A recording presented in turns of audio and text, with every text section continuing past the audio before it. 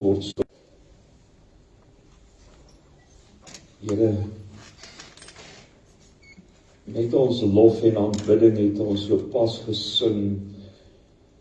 We exalt thee, ons verhoog U. Want Here, U is die groot en almagtige God, die God van hemel en aarde, wat alles geskep het. En Here, ons as U kinders kan nie anders as om net U te verhoog, U te aanbid, en al die heerlikheid na U toe weerkaats. Kom seën ons Here, ook as ons vandag hier aan U voete kom sit. In Jesus se naam. Amen. Gemeente, ek groet julle genade, barmhartigheid en vrede vir julle van God ons Vader en deur Jesus Christus deur die kragtige werking van die Heilige Gees. Ons gaan nog so 3 aanbiddingsliedere sing en dan gaan ek oorneem en 'n deel van my gebed vanoggend gaan dan ook die Onse Vader wees, wat die 3 manne ons ook sal voorgaan. So kom ons staan en ons sing die eerste 3 aanbiddingsliedere.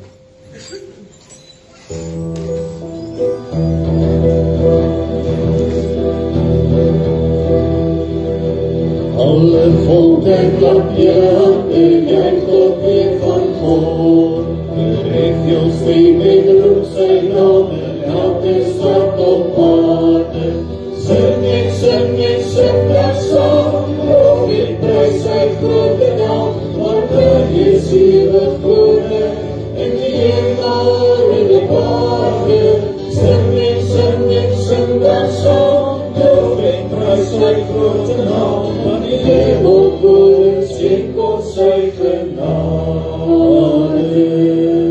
Hy is ewig koning in die hemel en op aarde.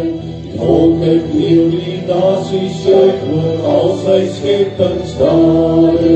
Sing dat saam, loof en prys sy grote naam, want hy is ewig koning in die hemel en op aarde. Sing dat saam, loof en prys sy grote naam, want die hemel koning skenk ons sy genade. Ons gaan in sy woning met hy roep ons almal saam.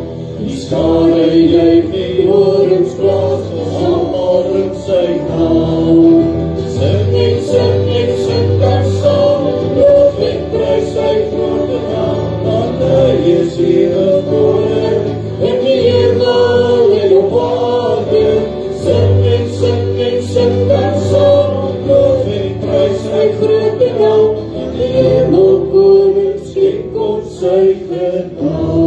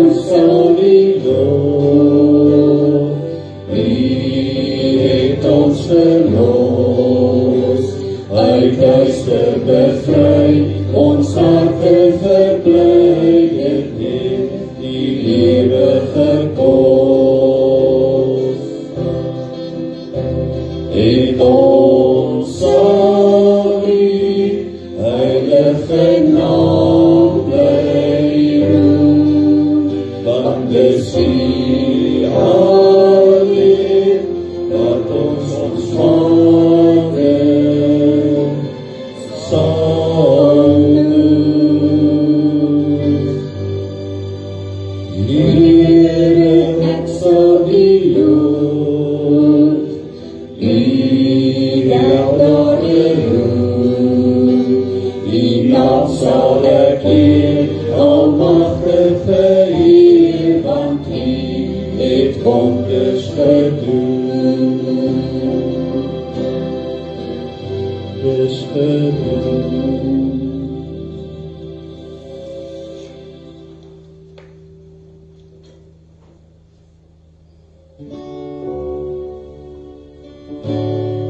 Of the world, You step down into darkness. Open my eyes, let me see beauty that made this heart adore You. Hope of the life spent with You. Here I am to worship, here I am to bow down, here I am to say that You're my God. Altogether lovely, altogether worthy, altogether wonderful to me. King of all things, so highly exalted, glorious in heaven above. Humbly You came to the earth You created, all for love's sake became poor. Here I am to worship, here I am to bow down, here I am to say that You're my God. You're altogether lovely, altogether worthy, altogether wonderful to me.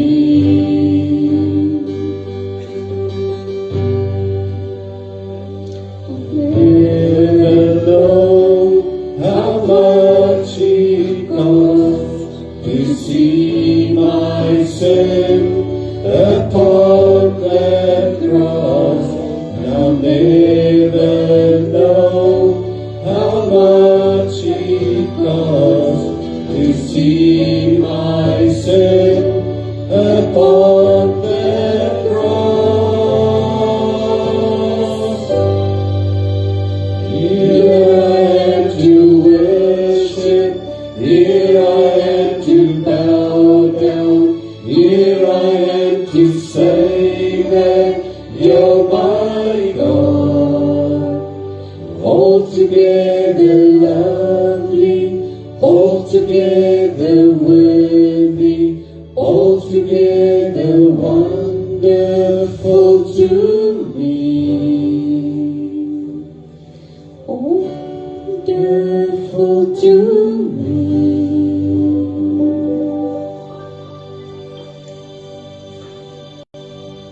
Baie dankie, julle kan julle plekke inneem. Ons sluit die oor. Dierbare Vader, wanneer ons as U kinders ook so by mekaar is, en ons is ook deur die reeks oor die bergpredikasie, dan dink ons aan Matteus 6 wat U ook ons geleer het hoe om te bid. Ons Vader wat in die hemel is. En Here, as ons nou vanoggend ook hier aan hierdie gebed luister en ook in ons hart saam bid, is ons gebed dat U ook ons gebed vandag sal verhoor. In Jesus se naam.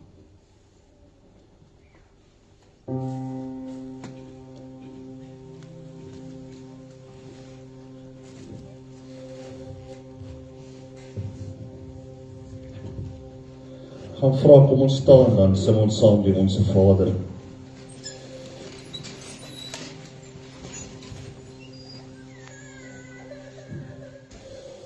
Ons Vader wat woon in die hemel, geheilig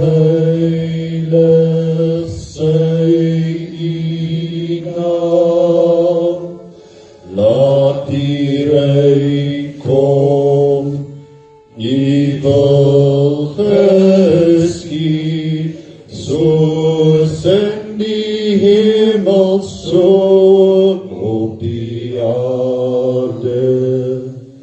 Gee ons vandag ons dagse brood, en vergeef ons al ons skulde, net soos ons vergewe die wat in ons sonde.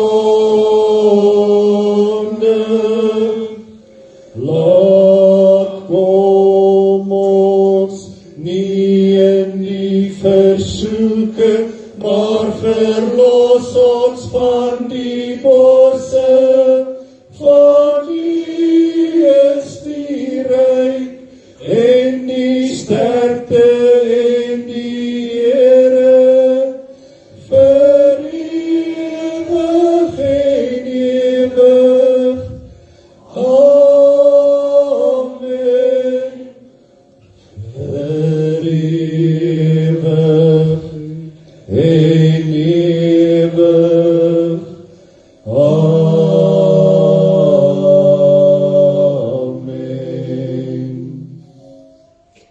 Amen. Baie dankie. Ons gee kans vir al ons kinders, leerders, tot en met graad 6.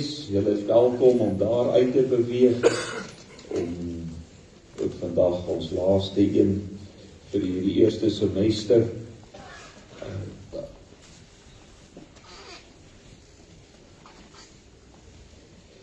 Kan julle vir ons die woord van die Here oopmaak by 1 Tessalonisense hoofstuk 2. 1 Tessalonisense hoofstuk 2. Ek wil net graag ietsie daaroor deel voordat ek ook vanoggend vir ons hierdie gedeelte gaan lees. Daar's 'n paar belangrike dinge oor Tessalonisense, en ek is seker verlede Sondag toe Frits begin het ook daaruit, het hy ook van hierdie dinge uitgelig. Dis een van die oudste briewe, een van die oudste geskrifte wat ons het in die Ou Testament, in die Nuwe Testament, en daar's baie duidelikheid dat dit Paulus is wat dit geskryf het saam met Silas of Silvanus en Timoteus. Maar wat baie belangrik is in hierdie brief gee vir ons so iets idee van twee belangrike beginsels. Die een is wat Frits verlede Sondag oor gepreek het, oor navolging, om in iemand se voetspore te volg. Want in hoofstuk 1 kom dit telkens uit wat Paulus sê, dat hulle moet hom volg soos wat hy Christus gevolg het, die voorbeeld wat hy stel. En dan die belangrike, en daarby gaan ons vandag ook stil staan, is dat ander gemeentes hulle voorbeeld volg. So die hele belangrikheid van, hoe leef jy? Want op die ou einde, en ek het dit in my oggendboodskappe ook die week uitgelig, op die ou einde kan jy die meeste goed denkbaar vir iemand sê, maar dit gaan niemand noodwendig by Christus uitbring. Maar die een ding, die kragtigste getuienis, is jou lewe. Sonder om 'n woord te sê. Hulle het vir 'n groot sendeling eendag gevra, wat is die geheim van sendingwerk? Toe sê hy, jy moet elke oomblik van jou lewe besig wees met sendingwerk. En net as jy dit nie kan verhelp nie, kan jy iets sê daaroor? Wat bedoel hy? Jou lewe is die getuienis. Jou lewe is dit wat mense na Christus toe trek.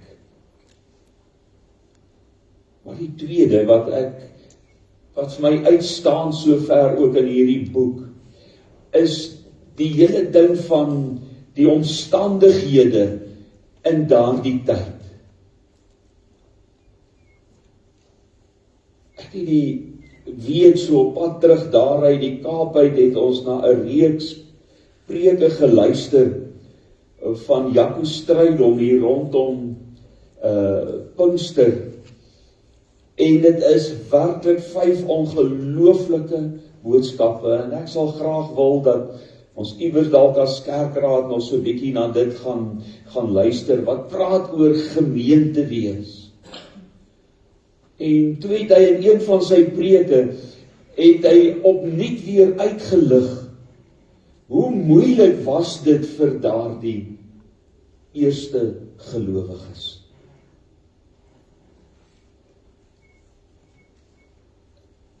Daar word algemeen aanvaar, en as jy in al die geskiedenisboeke gaan kyk, word dit algemeen aanvaar, dat die ergste denkbare lyding en vervolging, wat Christene deurgegaan het, was in daardie eerste 2 eeue. Nog nooit, en ons het al skrikwekkende dinge gelees van wat het in kommunistiese lande gebeur, wat gebeur nou in ekstreme moslimlande, waar Christene vervolg word. Hulle sê nog niks het opgeweeg. Die uitgangspunt van die Romeine was, hulle het gewetywer om te kyk wat is die wreedaardigste dood wat hulle 'n Christen kan laat sterwe.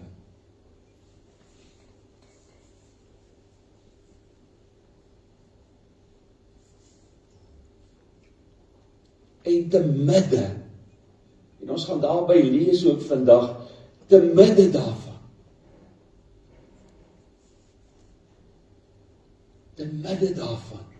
groei die kerk. Ook persentasiegewys, die vinnigste groei wat 'n kerk nog ooit beleef het in al die eeue, was in daardie eerste 2 eeue. Kom ons sê van 0 of 12 disippels daar, tot daardie magdom, wat die evangelie net versprei.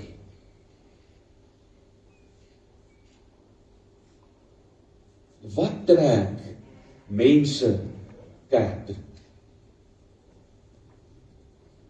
Wat gaan maak dat 'n persoon daar buitekant kom en sê, ek wil deel word van 'n gemeente?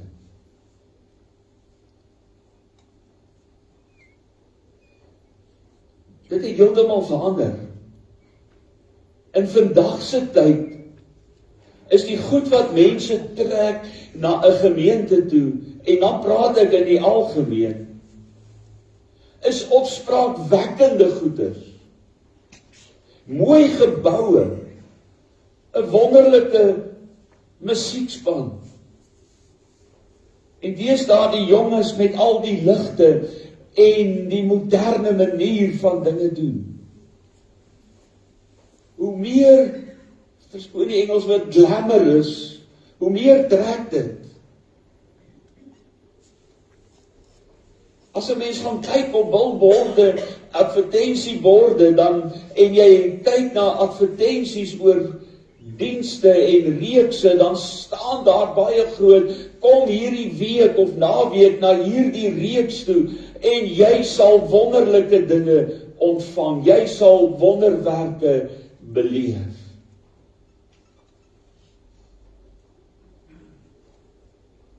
hoe aktiewer, hoe meer trek dit.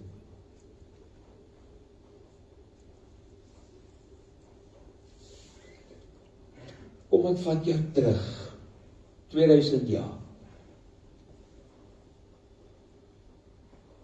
Mense wat 'n keuse moes maak oor Christendom, oor navolging van Christus.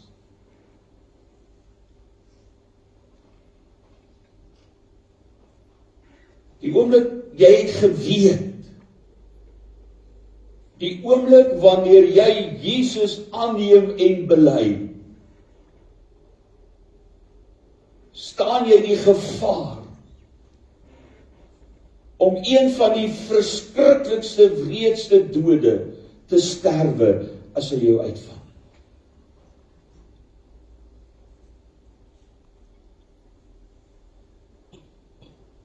Jy kies, maar jy weet die by mekaar kom plekke is in grotte en spionke of skelm 'n paar gelowiges by mekaar in 'n huis.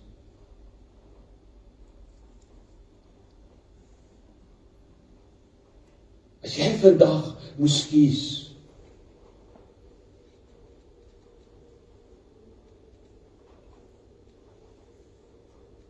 as jy vandag moes kies of jy Jesus gaan aanvaar of nie, of jy deel gaan word van 'n groep mense, gelowiges, en jy weet, dis my voorrang.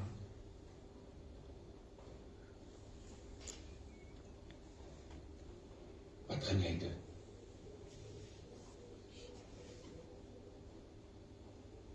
En tog was dit die grootste groei van alle tye.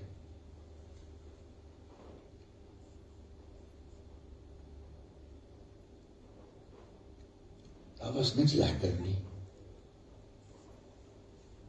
Daar was niks om te geniet nie. Daar was net 'n swaard oor jou kop.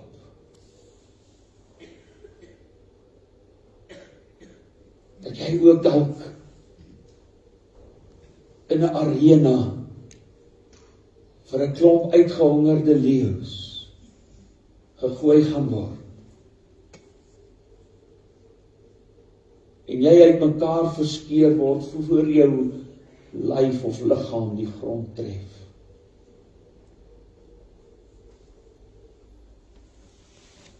Of om 'n brandende fakkel, klomp gelowiges aan mekaar vasgebind met teer oorgegooi en aan die brand gesteek as ligvakkels vir die keiser.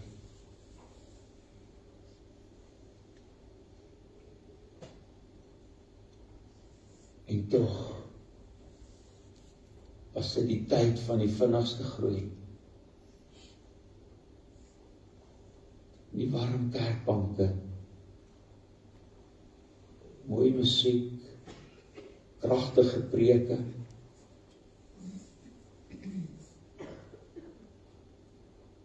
maar gelowiges wat ten spyte van daai swaard geleef het.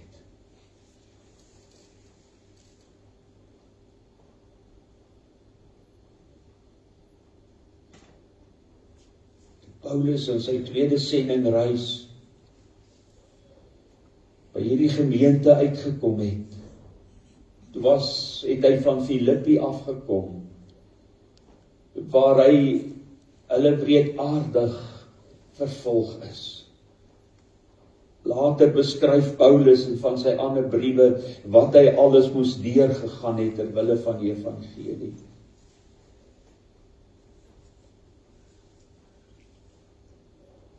En hulle kom van Filippi en hulle het nog steeds hierdie goed in hulle kop en die seer aan hulle lywe en stikkende plekke soos hulle met 'n sweep geslaan is of gestenig is. En dan kom hulle in Thessalonika. En hulle word verskriklik vervolg.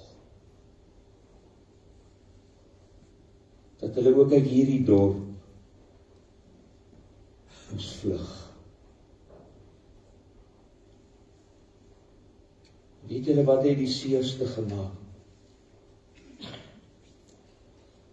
Die aanvanklike vervolging was hulle eie mense, Jode.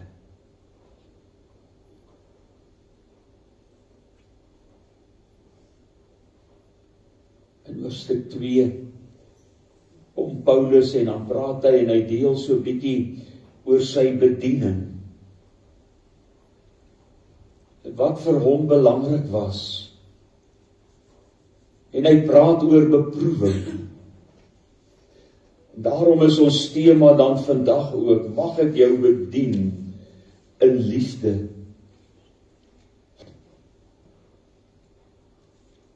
Want dis wat hy gedoen het.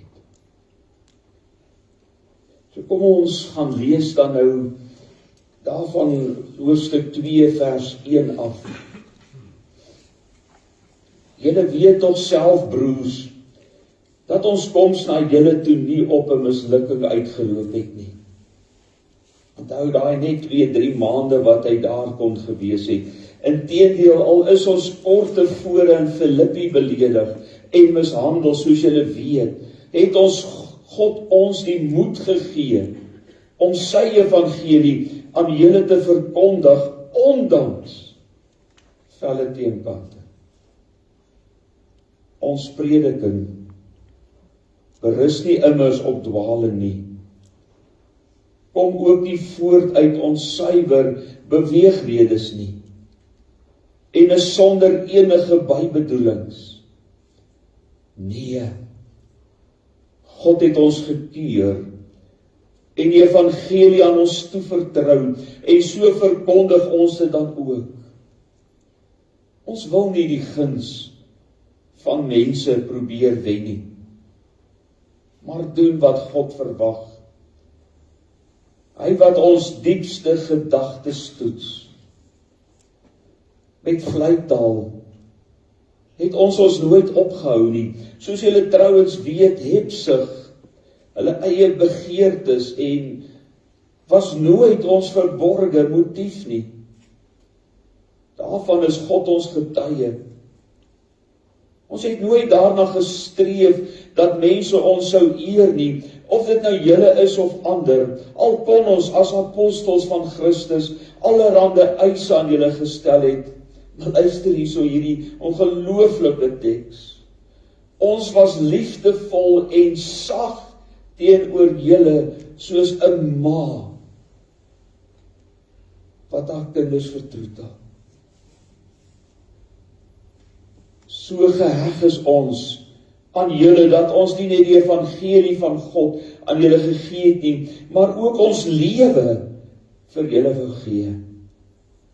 Want ons het julle lief gekry.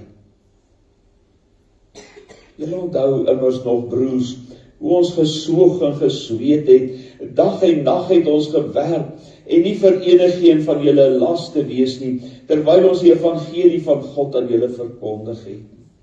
Julle en ook God is getuie van hoe suiwer, reg en onberispelik ons gedraai teenoor julle wat glo.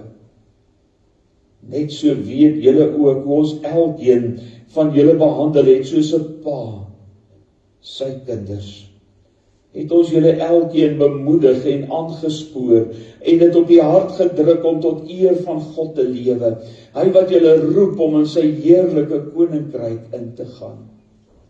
Ons dank God dan ook gedurig daarvoor dat julle die boodskap van God wat julle van ons gehoor het, ontvang en aangeneem het, in die oortuiging dat dit nie mensewoorde is nie, maar die woord van God. En dit is ook inderdaad die woord van God, soos die uitwerking daarvan op julle wat glo. Let weer op die voorbeeld, die uitwerking van die evangelie.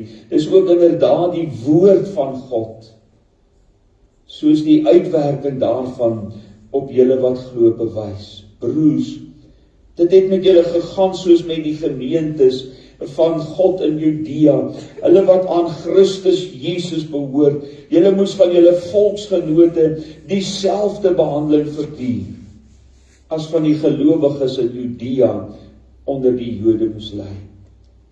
Dit is die Jode deur wie die Here Jesus en die profete doodgemaak en ons vervolg is. Wat God wil, doen hulle nie. En hulle is vyhandig teenoor alle mense. Hulle probeer verhoed dat ons aan die heidene die boodskap bring, waardeur hulle gered kan word. Die Jode het nog altyd gesondig, maar nou het hulle die maat van hulle sondes volgemaak. Nou is dit klaar. Die oordeel van God het hulle begin tref. Kan ek net weer lees vers 7b. Ons was liefdevol en sag, soos 'n ma met haar kind. Dit is vir my een van die mooiste beelde of gesigte wat 'n mens sien wanneer 'n ma sit met daardie klein babietjie in die arms.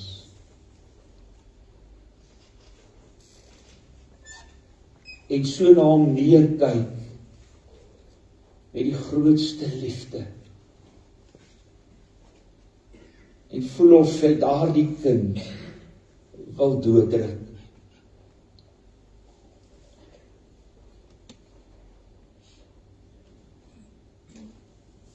Mag ek jou bedien in liefde. Ek wil ons boodskap begin vanoggend met 'n vraag. Wat motiveer jou in jou bediening? En dan is hierdie vraag nie net vir my en Frits nie.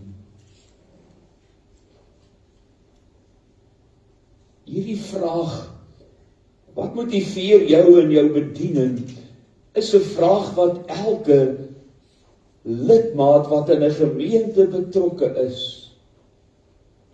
vir hom of vir haarself moet afvra. As jy leiding neem as ouderling of in 'n omgee groep, of net om diens te lewer in 'n gemeente en in die gemeente waarin ons is. Wat motiveer jou? Wat maak dat jy aanhou? Hou jy aan? Of gee jy moed op?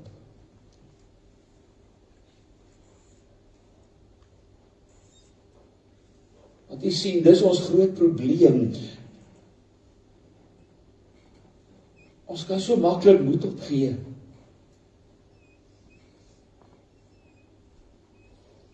En ons kan so maklik verskonings uitdink. Wat van as dit moeilik gaan? Wat van die dag as jy ontdek dat jy alleen staan en niemand anders by jou is of jou ondersteun?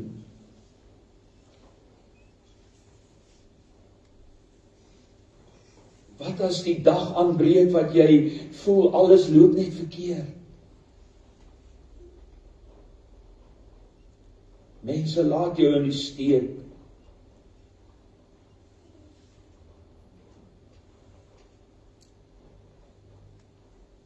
Hou jy aan? Gee jy moed op?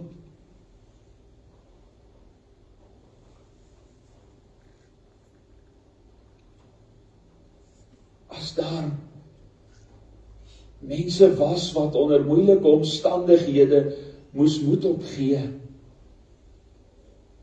dan was dit daardie apostels en leiers in daardie eerste gemeente.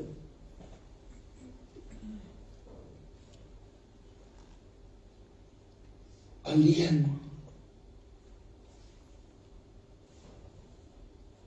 Paulus en Silas in 'n tronk, in 'n donker kerker in Filippi.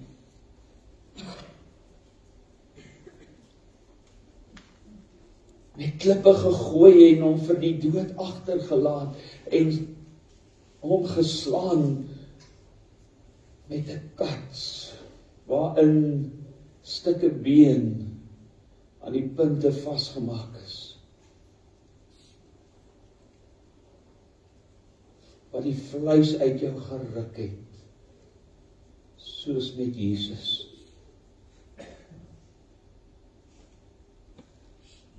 Wat moes vlug. En wat tog op die ou einde elkeen van daardie 12 martelaars dood gesterf het. As daar mense is wat moet opgee, dan was dit daardie eerste gemeente wat so swaar gehad het, dat hulle nie in die openbaar dit gedurf waag het om Jesus se naam op hulle lippe te neem. Wat toe gekyk het hoe dat familielede en vriende marteldood sterf.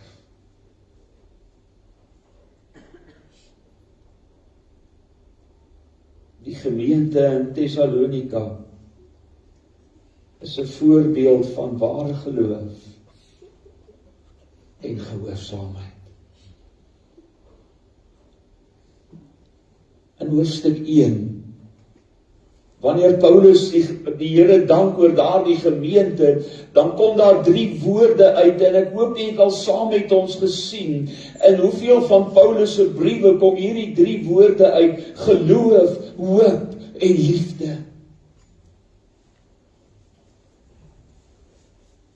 Om in geloof vas te staan, al word jou mede-Christene om jou doodgemaak. Hoop om te weet dat daardie mense wat daar doodgemaak is, medebroers en susters gelowiges, hoop dat hulle in die hemel gaan wees, hoop dat jy, wanneer jy sterf, in die hemel gaan wees. Liefde. Gaan lees Handelinge. Hulle het hulle goed verkoop en vir mekaar uitgedeel. Hulle het vir mekaar gesorg.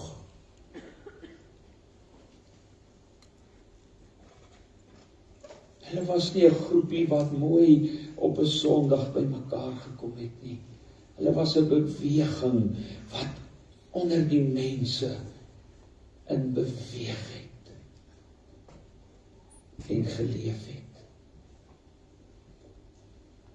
Daar is 'n paar punte wat ek wil uitlig wat ons in hierdie gedeelte kry. Die eerste, daar in vers 1 tot 2, lees ons van getrouheid in vervolging, dit waarna ek nou verwys het.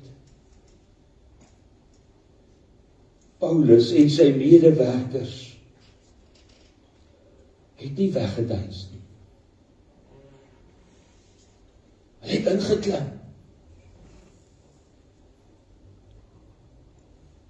Baie keer alleen.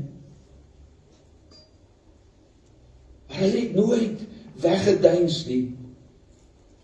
Hulle vertroue was in God en nie in hulle omstandighede nie. Want broer en suster, dis ons groot probleem, is ons kyk na ons omstandighede.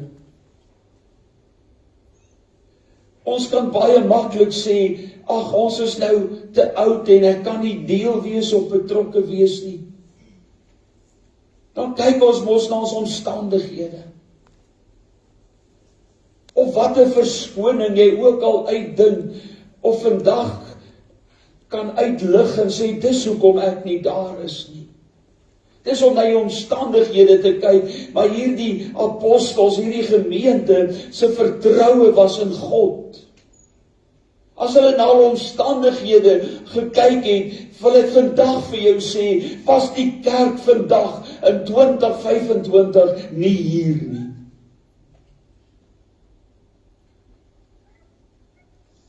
Want dan het dit wat Jesus kom doen het, 'n stille dood gesterf. Want mense het na hulle omstandighede gekyk.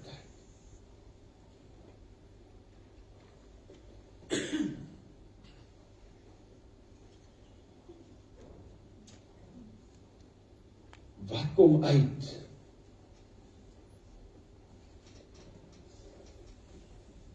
Wanneer jy swaar kry.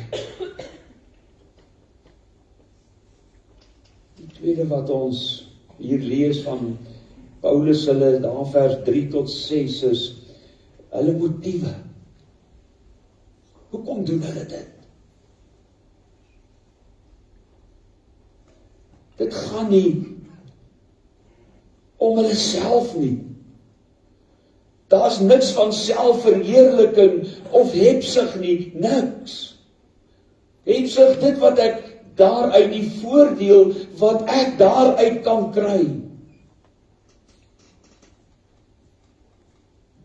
Ons weet dat Paulus soms ook as 'n tentmaker gewerk het, want dit was sy beroep, om nie 'n las op die gemeentes te wees nie.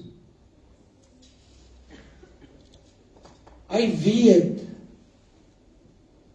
om God te behaag is die motief, nie mense nie.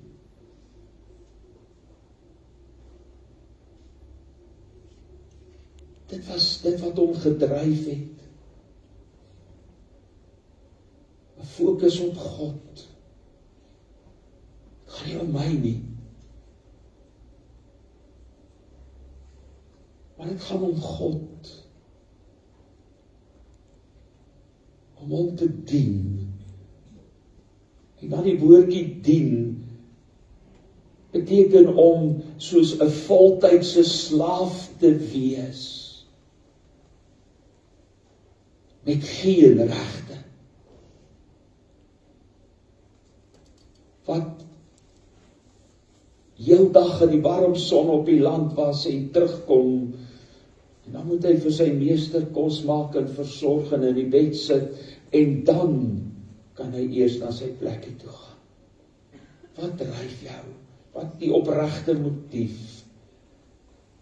Ons lewe en ons bediening moet op God gefokus wees. Waarop is jou lewe gefokus? Jou eie gemak.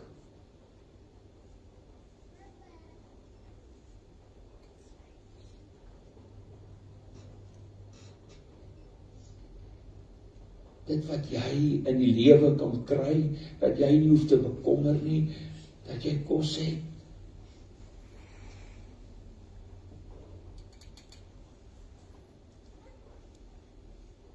Op God gefokus. Bediening met liefde.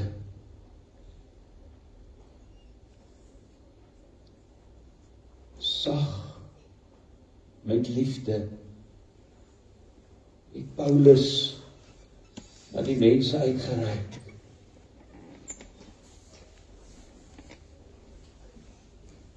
Weet julle hoe reik ons baie keer uit? Ek sal wonder hoekom het ek dan 'n paste vanoggend hier? Beloof julle ek het my tande geborsel.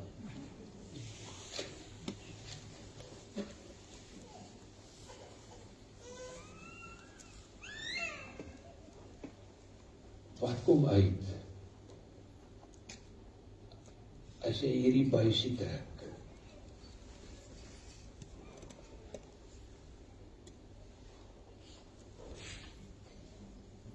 Vra dit vir jouself af.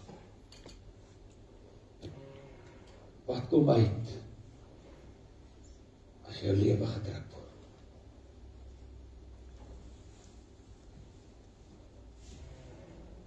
Ek en jy verwag Aquafresh, 3 kleure.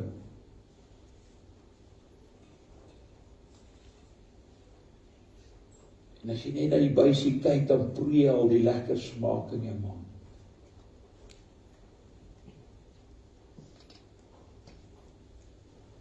Ons lewe word baie gedruk.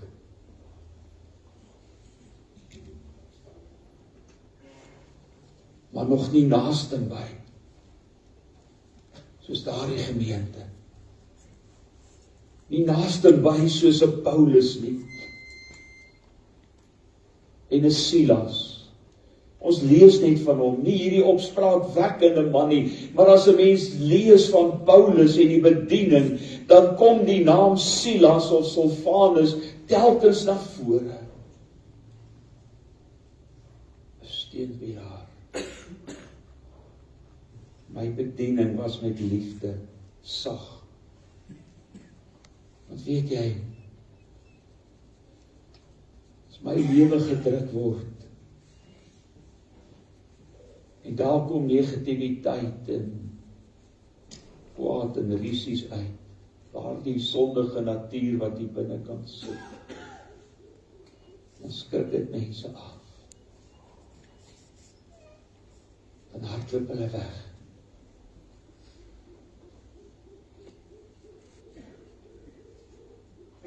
As daardie gemeente in Thessalonika, toe hulle gedruk is onder verskriklike omstandighede, as daar hierdie kwade negativiteit uitgekom het, wil ek vandag vir jou sê, het niemand na hulle toe gekom nie.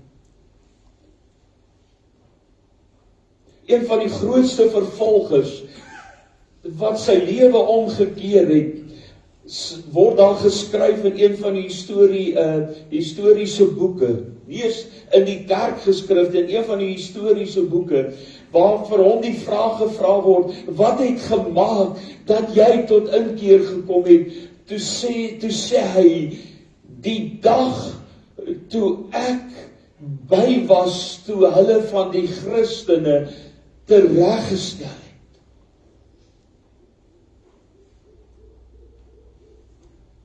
En ek het daar die mense se lewe gesien. Hoe hulle daar stap op brandstapels. Met die vrede op hulle gesig.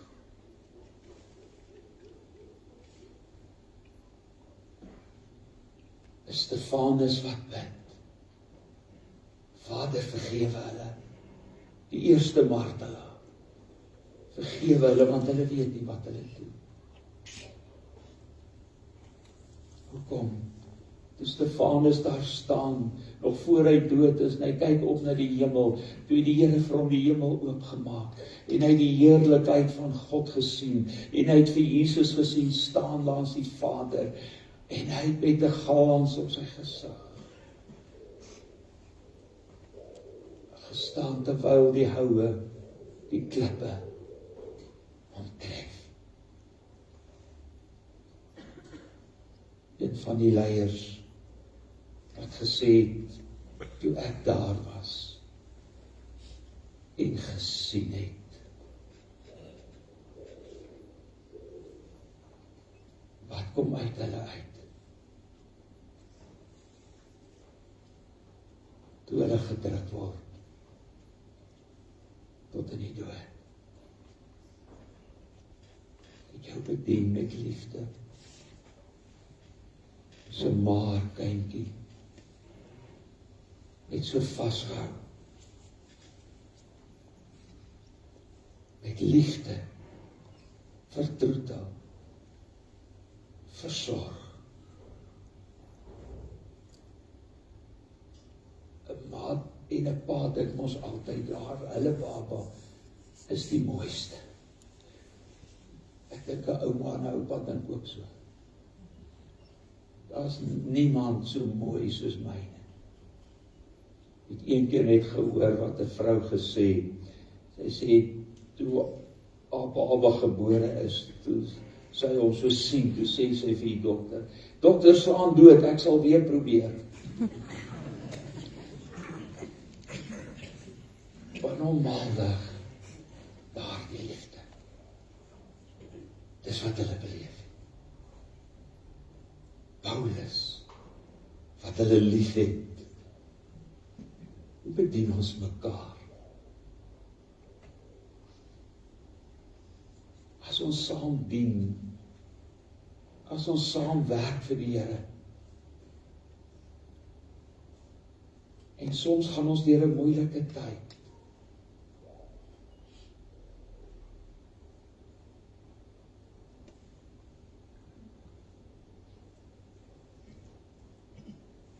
Wat kom uit?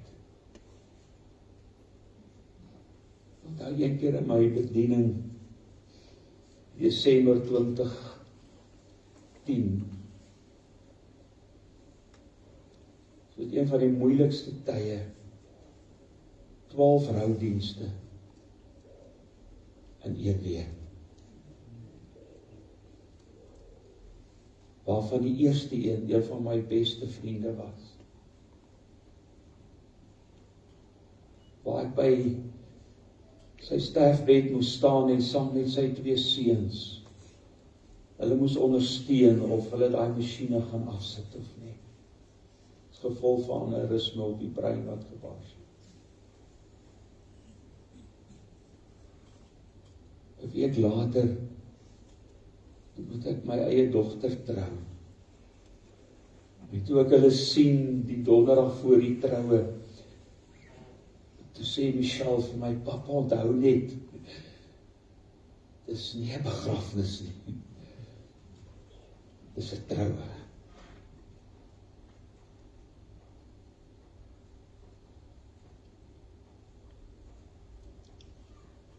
Wat kom uit?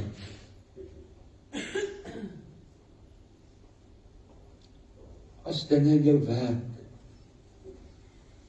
verkeerd loop, in vriendskappe, partykeer skrik ek. Jesus sê ons moet liefde hê. Die vrug van die Gees is liefde, vreugde, vrede.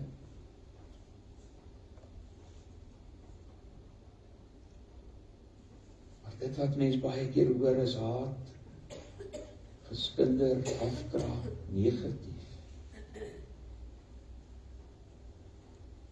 Ek het julle bedien as 'n maatkind, 'n baba.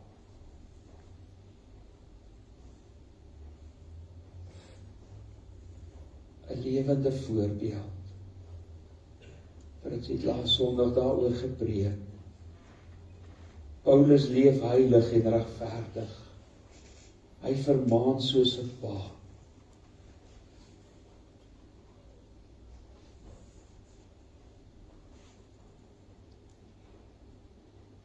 Omdat ek 'n pa is en liefhet,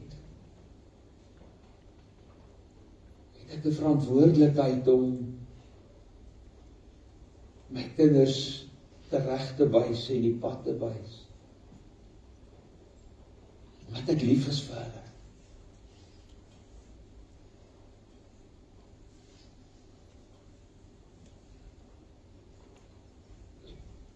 Paulus sê soos 'n pa, moes hy vir die kinders die pad wys. Daardie woorde wat hy uitspreek,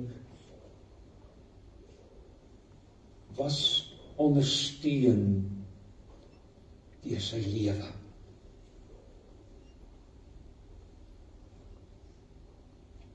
Die 5de, die krag van God se woord, lees ons in vers 13.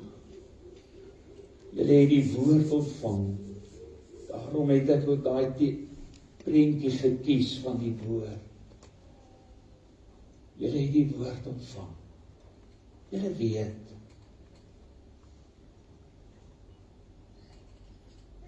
Dit werk in julle. Dit verander julle lewe.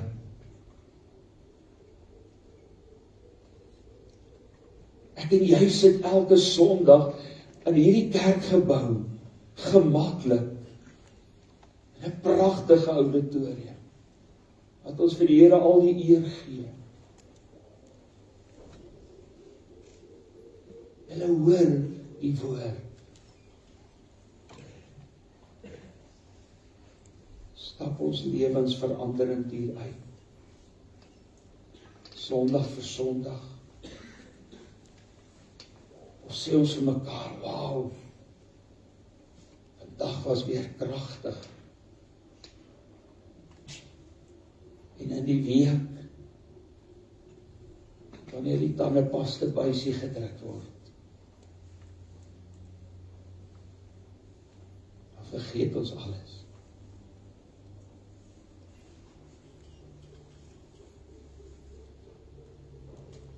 Volharding en lyding,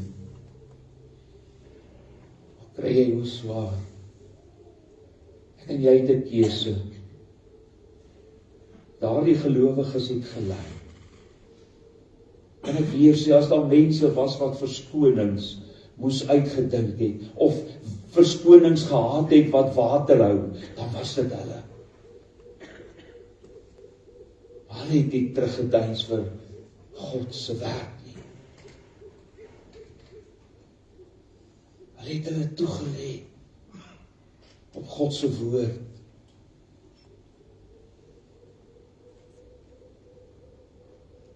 Dis juis 'n swaar kry wat ons groei. Lyding is dikwels die pad van ware geloof. Wat is jy bereid om op te offer vir die Here? Wat se verskonings dink jy uit om nie betrokke te wees? En ek wil vandag net vir jou uitdaag, as jy weer volgende keer 'n verskoning maak, dan kan 'n gemeente in Thessalonika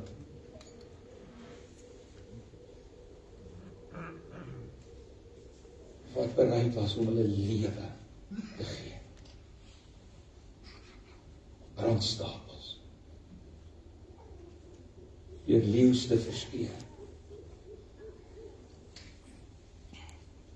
Terwyl in ons tydjie, in ons besig wees, is daar niks tyd vir ons Here nie.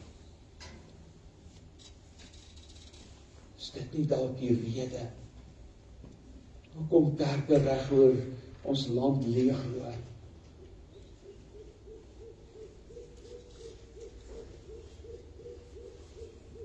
Ons kyk teen ons omstandighede vas.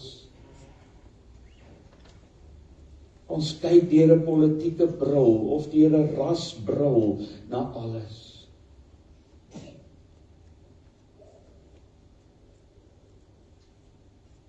En ja, daar's genoeg rede dat ons ure en ure gaan kan kla oor ons land.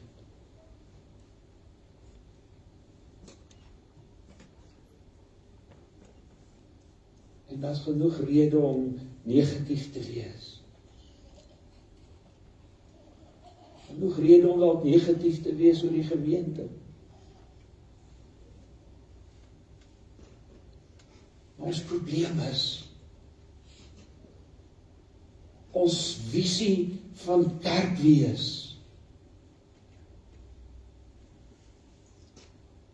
het so stagnant geraak.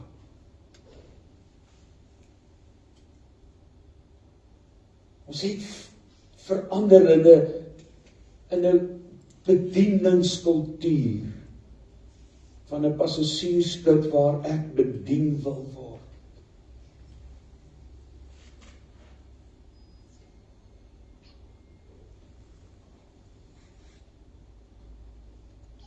Terwyl God leer vir ons in die woord,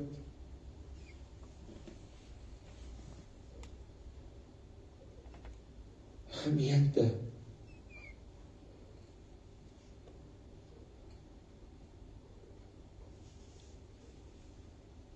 een gemeente wat deel is van 'n samelewing.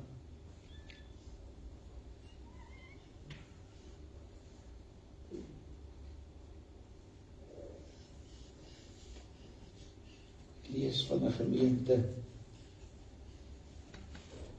wat elke maandag aand 'n gratis ete het.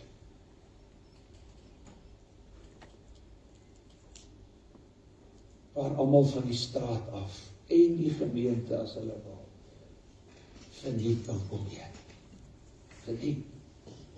Bring jou pel daar op die straathoek.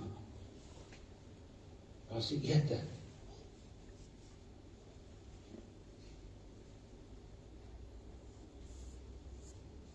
Hy is 'n gemeente wat 'n geldlose bazaar het. Waar mense kan kom eet. En van al die ou klere wat daar is en dinge wat daar is, net kan kom vat vir hulle.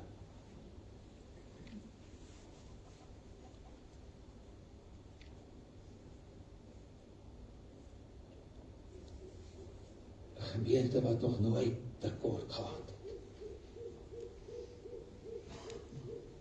Hierdie gemeente in Thessalonika het in die verskriklikste omstandighede, waar die buisie stikkend gedruk is, net liefde en omgee en sorg uitgekom. Ons is kom uit Pinkster. Die vrug van die Gees is liefde, volharding. Ek daag jou uit vandag.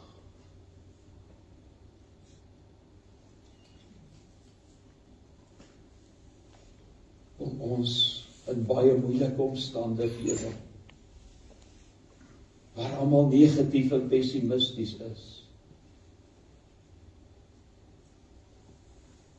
ons hou op om kerk te wees soos ons ding, en soos wat ons geleer is al die eeue. En kom ons gaan leer by Thessalonika, dat terwyl die swaard oor jou kop is, en jy gedruk word,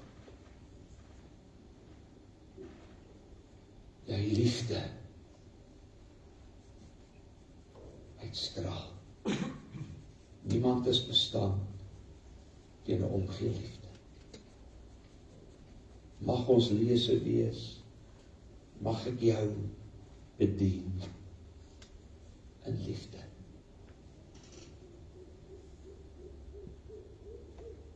Wat kan ek vir jou doen?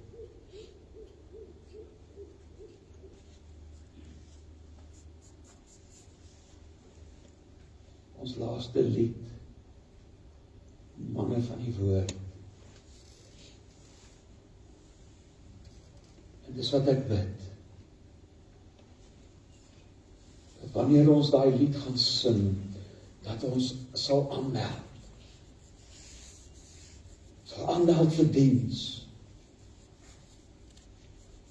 Ook in swaar kry. Ook as ons gedruk word. Dan net liefde en toewyding en omgee sal uitkom. Kom ons reik uit hulle wat nie hier is nie. Iemand het een keer gesê, die kerk was maar leeg vanoggend. Vingerwys en seker na die dominees. Vraag vandag is daai persoon wat jy mis vanoggend. Jy en hy het 'n afspraak die week.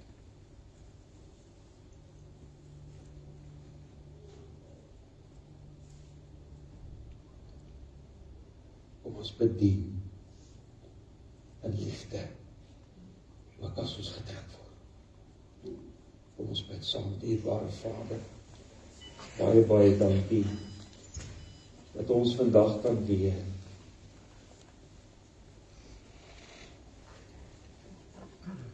dat U krag gee, dat U ons dra. As ek dink aan 'n Paulus, het sy kort mannetjie syndroom, voortvarend, wat voor sy bekering so homself wou bewys. En dat hy na sy bekering bereid was om in verskriklike omstandighede net met liefde te dien en om te gee. Leer ons dit asseblief in Jesus se naam. Amen. Kom ons staan en ons sluit af.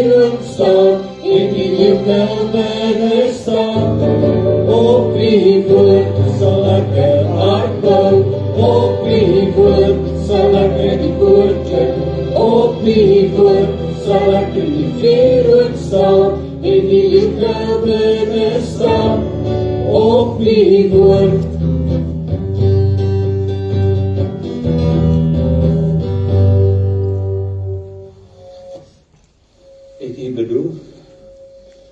Kom ons gaan klim uit die boot uit. Kom ons sê vandag, ons kan maar druk op u woord, op u krag. Gaan ek die liefde leef. Ontvang nou die Here se seën, die genade van ons Here Jesus Christus, die liefde van God ons Vader, en die gemeenskap met die Heilige Gees, bly met ons elkeen. Dis hy wat die krag gee in moeilike omstandighede.